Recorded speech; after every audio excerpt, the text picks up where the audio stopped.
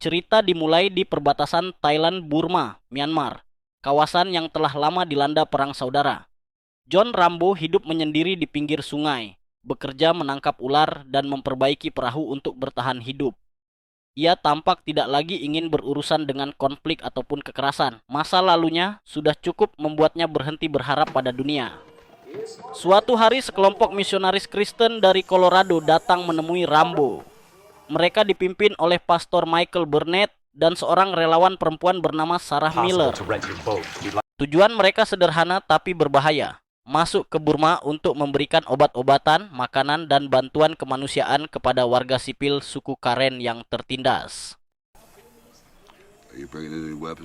Mereka ingin menyewa perahu Rambo untuk menyeberangi sungai menuju wilayah konflik. Awalnya Rambo menolak. Dia tahu betapa kejamnya tentara Burma. Orang biasa, apalagi kelompok tanpa senjata, hanya akan menjadi sasaran pembantaian. Namun Sarah berbicara dari hati ke hati, menantang sisi kemanusiaan yang selama ini Rambo kubur jauh di dalam dirinya. Ia berkata bahwa hidup tidak selalu tentang bertahan hidup, tetapi tentang mencoba membuat perbedaan. Cerita dilanjutkan dengan militer Burma yang sedang mempermainkan hidup dan mati bangsa Karen. Mereka dipaksa berlari melewati sawah yang ditanami ranjau. Mereka yang selamat bahkan harus mati diberondong peluru oleh tentara Burma.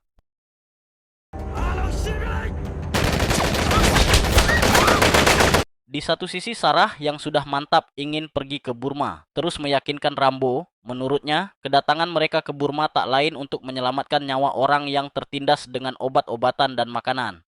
Akhirnya Rambo luluh dan setuju mengantar mereka ke Burma.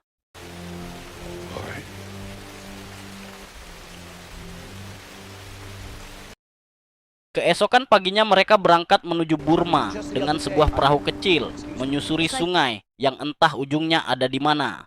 Sarah yang melihat Rambo duduk dan termenung, mencoba mengajak Rambo mengobrol. Mereka berkenalan dan saling cerita tentang asal-usul masing-masing. Di sini terungkap fakta bahwa John Rambo dulunya adalah tentara Amerika dan berasal dari sebuah desa terpencil di Arizona. Rambo sudah menetap di Thailand bertahun-tahun dan entah kapan akan kembali ke tempat asalnya di Amerika. Akhirnya malam pun tiba. Perjalanan menggunakan perahu berlangsung tegang. Rambo tahu mereka memasuki wilayah yang dikendalikan tentara Burma dan para bandit sungai. Dalam perjalanan, sekelompok perompak bersenjata menghadang mereka dan meminta uang jika mereka ingin tetap hidup. Salah satu bandit melihat Sarah dan memberitahu bosnya bahwa ada wanita di kapal Rambo. Bos bandit yang terpesona melihat Sarah pun langsung meminta ikut dengan mereka. Rambo pun terkejut dan mencoba negosiasi dengan mereka agar Sarah tak dibawa. Namun usahanya sia-sia, bos bandit tetap meminta Sarah agar ikut dengan mereka. Rambo bereaksi cepat dan membunuh para perompak itu. Aksi brutal tersebut membuat para misionaris terkejut dan ketakutan. Meskipun mereka tidak setuju pada caranya, ironisnya, tanpa itu mereka semua sudah mati.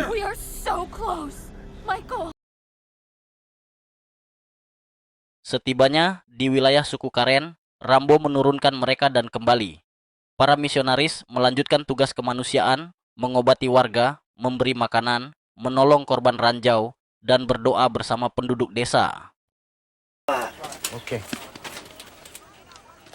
Namun tidak lama kemudian, tentara Burma datang. Tentara Burma menyerang desa tempat para misionaris bekerja. Mereka menembak warga sipil tanpa ampun, membakar rumah, dan bermain-main dengan korban selamat seperti sebuah tontonan. Para misionaris ditangkap hidup-hidup karena dianggap mata-mata atau pemberontak.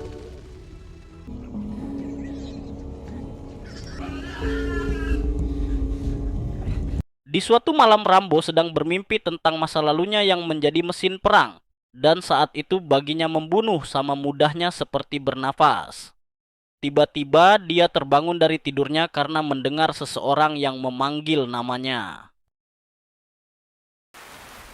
John Rambo. Kapal para misionaris tidak kembali dan pihak gereja menghubungi Rambo. Mereka menyewa sekelompok tentara bayaran untuk melakukan penyelamatan.